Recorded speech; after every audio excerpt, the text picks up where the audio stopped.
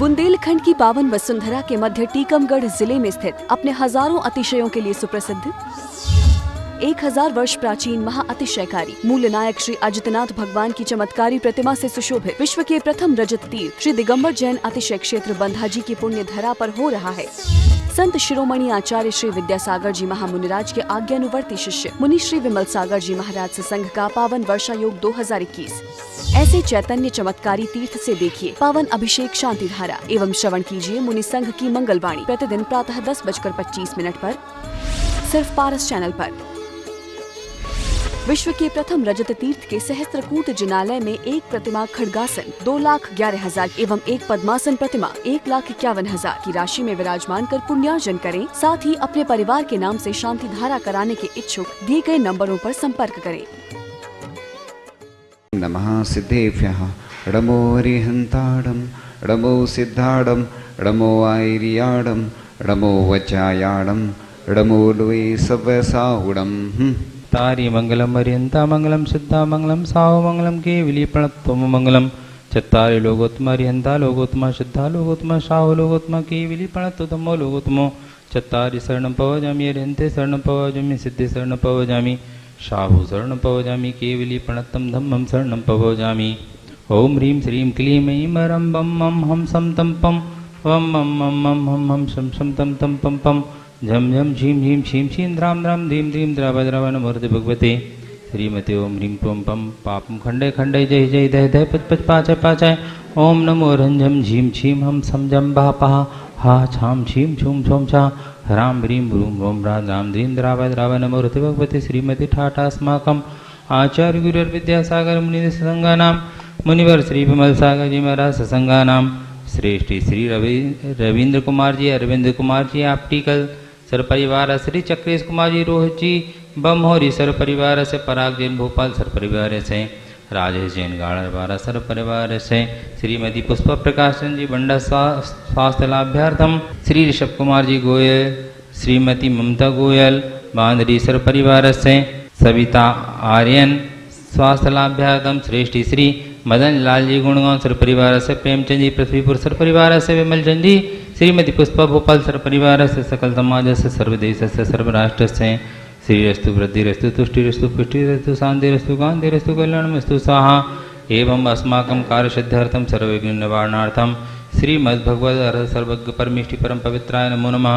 अस्माकं श्री शांति भट्टारक पाद पद्म प्रसाद सद्धर्म श्री बलायु आरोग्यस्वर्यायु वृद्धिरस्तु सद्धर्म स्पर्श वर्ग प्रसिद्धन्तु नः। ओम ह्रीं श्री विश्वादय श्री वर्धमान पर्यंता चतुर्विंशतिर्यन्तो भगवन्तः सर्वज्ञः परम मंगलनाम धेया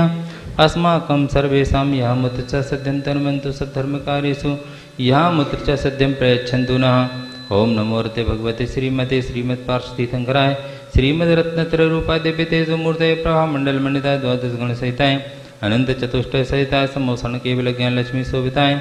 अष्टादश दोष रहताय सच्चत्वारिंशत् गुण संयुक्ताय परमेष्टि परम पवित्राय सम्यक ज्ञान है संभवे श्रद्धा बुद्धाय परमात्मा ने परम सुखाय त्रैलोक महिताय अनंत संसार चक्र प्रमर्दनाय अनंत ज्ञान दर्शन भी सुखास्पदा त्रैलोक संग्रह सत्य ज्ञान है सत्य ब्रह्मणि सर्ग विनाशताय घाति कर्म शंकराय अजराय हवाय अस्माकम् आचार्य गुरु विद्यासागर मुनि संगानां मुनिवर श्री विमल सागर जी संगानां श्रेष्ठ श्री मदन लाल जी गुणगांव सर परिवार प्रेमचंद जी पृथ्वी सर परिवार से विमल जी सर परिवार से पुष्पा भोपाल सर परिवार से ऋषभ कुमार जी गोयल जी ममता गोयल बांदरी सर परिवार से श्रीमती पुष्पा प्रकाश चंदी सर परिवार से रविंद्र कुमार जी अरविंद कुमार जी आपटिकल सर परिवार से चक्रेश जी रोहित जी बमहोरी सर परिवार से पराग जैन भोपाल सर परिवार से राजेश गाड़रवारा सर परिवार से सकल समाज सर्वदेश से सर्वराष्ट्र से व्याधिम घनंतु विनोद सिंह व्याधिम घनंतु सृजन विषय पूजन प्रसाद अस्माकं सेवकानां सर्वदोषरोग भय पीड़ा विनाशनं भवतु। ओम नमो रते भगवते प्रक्षीण से दुष्कर्मशाय दिव्य तेजोमूर्तये श्री शांतिनाथ शांति कराय सर्वविघ्न प्रणाशनाय सर्वरोगोपनति विनाशनाय सर्वप्रकट दुर्भद्र विनाशनाय सर्वारिष्ट शांति कराय राम ह्रीं ह्रूं ह्रौं रासिया उषा नमः मम सर्वविघ्न शांतिं कुरु कुरु दुष्टं पुष्टिं कुरु कुरु मम कामं रति कामं बलि कामं क्रोधं पापं बहिरं च अग्निवायुभयं सर्वशत्रुविघ्नं सर्वोपसर्गं सर्वविघ्नं सर्वराजभयं सर्वचौरदुष्टभयं सर्ववृश्चिक सिंहादिभयं सर्वग्रहभयं सर्वदोषं व्याधिं डाम्बरं च सर्वपरमन्त्रं सर्वात्मघातं परघातं च सर्वशूलरोगं कुक्षिरोगं मक्षिरोगं सरोरोगं जररोगं च सर्वनरमारीं सर्वगजस्सुगुमयसमारीं सर्वसस्यधान वृक्षलतागुलं पत्रपुष्पफलमारीं सर्वराष्ट्रमारीं सर्वक्रूरवेतलशाकिनीडाकिनीभयानि सर्ववेदनीयं सर्वमोहनीयं सर्वापस्मारीं अस्माकम् अशुभकर्मजनितदुःखानि दुष्टजनकृतान् मन्त्रतन्त्र मुष्टिछलचतुर्दोषान् सर्वदुष्टदेवदानववीरनरहर्षयोगनिकृतदोषान् सर्वष्टकुलीनाग्निदुर्भयानि सर्वस्थावरजंगम वृश्चिक सर्पादिकृतदोषान् सर्वसेनाष्टपदादिकृतदोषान् परशत्रुकर्माणोच्चाटन विद्वेषन्मान विस्करणाय दोषान्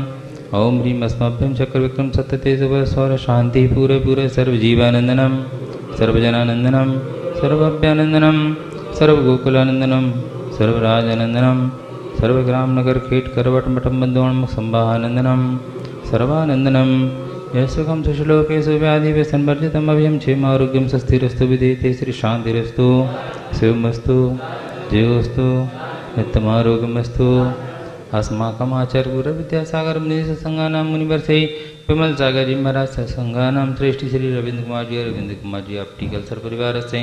चक्रे जी रोहित जी बम्मरी सर परिवार से परागन भोपाल सर परिवार से राजेश गाड़ावार सर परिवार से मंगल जी सर परिवार से ऋषभ जी गोयल ममता गोयल बांद्री सर परिवार से प्रेमचंद जी पृथ्वीपुर सर परिवार से विमल जी पुष्पा भोपाल सर परिवार से सकल समाज सर्वदेश से सर्वराष्ट्र सर्वेशा पुष्टिरस्तु समृद्धिरस्तु कल्याणमस्तु सुखमस्तु आयुर्वृद्धिरस्तु दीर्घायुरस्तु कुलगोत्रधनानि सदा सन्तु सद्धर्म श्रीबलायु आरोग्यस्पर्यायुर्वृद्धिरस्तु ओम नीम श्रीं किलीमरमस्य उषानाथ विद्यै नमोरन्तं सर्वशान्तिं कुरु कुरु आयुर्वल्ली विलासं सकल सुप्रदरागत्पासनुल्पं धीरं वीरं गहीरं निरुपमोपनयत्वा तनुत्वच्छकीर्तिं सिद्धिं वृद्धिं समृद्धिं प्रथयतु तरणिः स्फुरदुच्चै प्रतापं कांतिम शांतिम समाधिम वितरतु जगतामुत्तमा शांति धारा। आज का यह पावन प्रसंग देश और दुनिया के लोग इधर के दर्शन से लाभान्वित होते हैं और मुनिराजों की वाणी से भी लाभान्वित होते हैं। और आज हम चर्चा करते हैं कि भगवान की जो क्रियाएं होती हैं, मांगलिक क्रियाएं होती हैं, जो धार्मिक अनुष्ठान होते हैं, ये पुण्य बढ़ाने में सार्थक होते हैं। क्योंकि लोग घर में बैठे होते हैं, व्यवसाय के कार्य करते हैं, अन्य अपने आजीविका के साधन में पाप का अर्जन करते हैं। अगर उसको धोने का माध्यम है तो वह दान पूजा आदि ये माध्यम बताए गए हैं। जब लोग परेशान होते हैं तो महाराजों के पास आते हैं, भगवान के पास आते हैं कि आशीर्वाद दे दो कि जिससे हमारा यह कष्ट दूर हो जाए, रोग दूर हो जाए, हमारी परेशानी दूर हो जाए। तो मुनि महाराज तो यही कहते हैं हमेशा कि तुम भगवान की भक्ति करो, अभिषेक करो, शांति धारा करो, करवाओ, और यह जाप या पूजन विधान यही मांगलिक क्रियाएं हैं जो पुण्य को बढ़ाने में निमित्त होती हैं। यदि हम अपने जीवन को अच्छा बनाना चाहते हैं तो हमें इनसे ही जुड़ना होगा। क्योंकि बहुत सारे ग्रंथों का जब स्वाध्याय किया और बहुत सारे जो विशेषज्ञ हैं, जो भी जितने दुनिया के विशेषज्ञ, सबसे चर्चा करने के बाद हमने एक ही निष्कर्ष निकाला कि तुम दुनिया में अमेरिका भी चले जाओगे, ठीक नहीं होगे। अगर तुम्हें ठीक होना होगा, जब तक तुम्हारा साता कर्म का उदय नहीं आएगा तो वह आप ठीक नहीं हो सकते। अभी भगवती आराधना ग्रंथ का स्वाध्याय चल रहा था, उसमें एक बहुत अच्छी बात आई थी कि आप किसी को मन से भी दुखी नहीं करें। अपन क्या करते हैं, लोगों को जाने अनजाने में कष्ट देते रहते हैं, चाहे परिवार वाले हों, चाहे देश के हों, समाज के हों, पड़ोसी हों, कष्ट देते रहते। एक बार एक जगह लिखा था कि किसी के पैर में कांटा लगा हो तो बहुत ज्यादा कष्ट देता, और चरणों पादुका में लगा हो तो और कम कष्ट देता, और मन में लगा हो तो सबसे ज्यादा कष्ट देता है। निसल्लो व्रति इसलिए कहा है। तो सल्ल अगर बनी रहती है तो हमेशा विकल्प बना रहता है। तो अपन हमेशा बस एक ही भावना भाते रहें कि तीन लोक में जितने जीव हैं सभी के कष्ट दूर हों, ऐसी भावना भाने से ही तीर्थंकर प्रकृति का बंध होता है। तो अपन भले ही मुनि महाराजों आदि की वैयावृत्ति नहीं कर पाते हैं, लेकिन अपन ऐसी भावना तो भाते रहें और औषधि प्रदान करते रहें जहां जो है, क्योंकि आज ऐसी स्थितियां रहती हैं कि लोग नहीं आ पाते हैं किन्हीं कारणों से, तो वहीं से भी वो व्यवस्था कर लेते हैं। भावना तो करें, जम सकई तम की रही, जो कर सकते हैं वह करें और जो नहीं कर सकते उसकी क्या करें, भावना करें। भावना भवनाशिनी लिखा है, क्योंकि भावना से भी बहुत सारे काम हो जाते हैं। अब मुनि महाराज को आहार देना है तो क्या नाम, तो भावना से बस कर ले रहे हैं, तो ऐसा पुण्य का अर्जन नहीं होता है। वह उस व्यक्ति को ऐसी भावना से पुण्य का अर्जन होता है जो व्यक्ति स्वयं नहीं आ पाता है। इसलिए लिखा है कृत कार्य और अनुमोदना। इसलिए यहाँ की जो प्रतिमा है 1000 वर्ष प्राचीन है, और जो लोग जिनने कभी दर्शन नहीं किए वो दर्शन करने जरूर आए, क्योंकि एक ऐसा प्राचीन तीर्थ क्षेत्र है जिसके बारे में बहुत प्रसिद्धि होती जा रही है दिन ब दिन, क्योंकि लोग, कई व्यक्ति सुनकर ही आ जाते हैं। एक व्यक्ति गाड़रवाड़ा से आए और उनने सिर्फ सुना था, तो बस सुनकर ही वह आ गए दर्शन करने, और जब उन्होंने दर्शन किए यहाँ के भगवान के, तो वो कहने लगे कि वाकई में इतना अच्छा तीर्थ क्षेत्र हम पहले क्यों नहीं आ पाए, कि ये हमारी बड़ी भूल थी कि हम यहाँ दर्शन करने नहीं आ पाए। तो ये तीर्थ क्षेत्र इसलिए तो बनाए जाते हैं कि हम अपना कल्याण कर सकें, हम अपने पापों को धो सकें। जैसे वॉशिंग मशीन में आप वस्त्र धोते हैं, कपड़े धोते हैं, इसी प्रकार से यह जो अपने जिन बिंब में हैं चैत्यालय बनाए जाते हैं, तीर्थ क्षेत्र बनाए जाते हैं, कि हम जिंदगी भर अगर पाप करते हैं तो उस पाप को प्रक्षालन करने का एक माध्यम है तो ये मंदिर है, क्योंकि मंदिर में ही आकर हम अपने पापों की निर्जरा कर सकते हैं और पुण्य का बंद कर सकते हैं। एक सुंदर सा भजन है जो हम सुनते रहते हैं, उस भजन की पंक्तियां हैं, मीरा ने ही भक्ति में श्याम को ध्याया था, भक्ति में ही सबरी ने श्री राम को पाया था, कौन सी भक्ति करूं मैं प्रभु जी, तुम मेरे हृदय आओ, मैं ही मीरा मैं ही सबरी, राम श्याम बन आओ, कि एक बार आओ प्रभु देव, दरस दिखलाओ प्रभु देव, कि एक बार आओ प्रभु देव, दरस दिखलाओ प्रभु देव। मैंने प्रभु पर तुमसे मन की बात छिपाई है, हो मैंने प्रभु पर तुमसे मन की बात छिपाई है, अपने मन की बेदी पर तेरी छवि बिठाई है, भटक जो जाऊं प्रभु अगर तो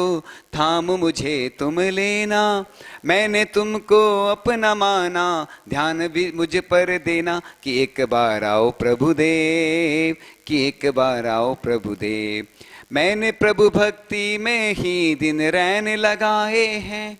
मैंने ही प्रभु भक्ति में ही दिन रैन लगाए हैं, हो निष्कंप हृदय से चरणों दीप जलाए हैं, बुझ न जाए श्रद्धा ज्योति हाथ उसे तुम देना, तेज हवाओं में भी प्रभु पर थाम मुझे तुम लेना, कि एक बार आओ प्रभु देव, कि एक बार आओ प्रभु देव। तो प्रभु भक्ति में ऐसा लीन हो जाता है भक्त कि बस उसकी एक ही भावना होती है कि मैं भगवान को क्या अर्पण करूं। एक बार मैं कुंडलपुर के बड़े बाबा के पास बैठा हुआ था और बड़े बाबा का ध्यान लगा रहा था और बड़े बाबा से मैं बात कर रहा था, हे भगवान मैं आपको क्या अर्पण करूं, मेरे पास कुछ है ही नहीं, द्रव्य है ही नहीं, श्रावक तो द्रव्य चढ़ाता है, मेरे पास तो भाव है, मैं वही अर्पण कर सकता हूं। तो भगवान को जो छत्र अर्पण करता है उसके वह एक छत्र राज करता है, इसलिए तो बताई गई है महिमा। जो चमर अर्पण करता है भगवान को, प्रतिदिन लोग ऐसे ऐसे हाथ हिलाते हैं, तो हाथ हिलाना तो जब है जब व्यवस्था नहीं हो, प्रतिदिन जितने भी लोग यहाँ आते हैं सबको हाथ में चमर लेकर ढोराना चाहिए भगवान के ऊपर कि हे भगवान 3 लोग के जितने जीव हैं सभी निरोगी रहें। ऐसी भावना से जब आप ऐसी भावना भाओगे तो सब के रोग आपकी भावना के द्वारा भी दूर हो सकते हैं। ऐसी भावना भाने से ही तो तीर्थंकर प्रकृति का बंद होता है कि जो दान करता है उसकी प्रसिद्धि पूरी दुनिया में फैलती है। आज तो ऐसे माध्यम हैं कि देश विदेश में लोग बैठकर सुनते रहते हैं और भगवान की भी यश कीर्ति फैलती है, और जो लोग भी भगवान के भक्त हैं उनकी भी यश कीर्ति पूरी दुनिया में फैल जाती है। तो इसलिए एक बार पढ़ा था कि जो गंधोदक है उसकी महिमा के बारे में लिखा था एक ग्रंथ में उल्लेख मिला था कि जो गंधोदक कुष्ठ आदि रोग का क्षयकारक है, जो आपत्तियों के सतचक्र का निवारक है, जो शुभ गति के पथ का सहचारी है, जो निश्चय ही विघ्न राशि का विदारक है, जो पाप रूपी सर्प के लिए नाश करने वाला गरुण है, जो इच्छित सुखों को देने वाला महान कल्प वृक्ष है, जो मिथ्यात्व रूपी बेल को सुखाने के लिए सूर्य का तेज है, जो सार और सार के भेद को प्रकट करता है, जो समस्त यंत्रों में परम मंत्र है, जो सकल मंत्रों में शुभ मंत्र है, जो समस्त रिद्धियों का दाता है, जिससे सभी सिद्धियां प्राप्त होती हैं, उस गंधोदक को स्वर्ग में देवों ने वंदना की, बेंतर गणों ने वंदना कर आनंद मनाया, मध्यलोक में मनुष्य वृंद ने वंदना की, पाताल में नागेंद्रों ने वंदना की। वह गंधोदक ढुलता ढुलता हुआ जहां जहां गया वहां तुरंत उसकी वंदना की गई। तो यह शांति धारा और अभिषेक के माध्यम से जो गंधोदक की प्राप्ति होती है, यह बहुत एनर्जी देने वाला होता है। कहते हैं कि यह जो गंधोदक है अपने घर पे ले जाना चाहिए और सभी को देना चाहिए, सभी को लगाना चाहिए। जो महिलाएं अभिषेक के लिए बोलती हैं दूसरों के यहाँ, दूसरों को बोलती हैं कि भैया थोड़ा सा अभिषेक कर दो, तो उन महिलाओं को अपने परिवार के लोगों को भेजना चाहिए कि आप खुद अभिषेक करके गंधोदक लाओ। जैसे आप अन्य चीजें वितरण करते हैं, भोजन आदि वितरण करते हैं, ऐसे ही गंधोदक को खुद अभिषेक करके अगर जो ले जाते हैं, उसके पुण्य का वर्णन करने के लिए कोई समर्थ नहीं है। यहां तक कि वैज्ञानिकों ने भी सिद्ध किया है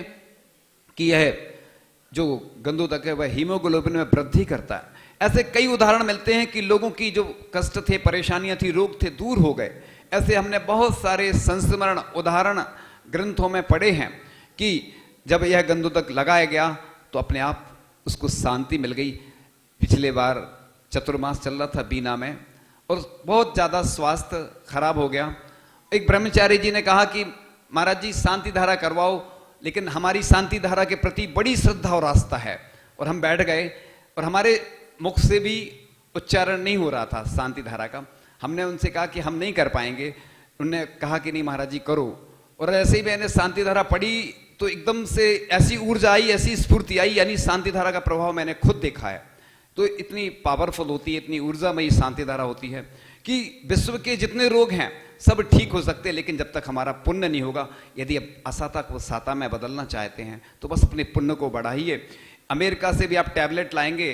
तो हो सकता फायदा नहीं करे, लेकिन शांति धारा से जरूर फायदा होगा।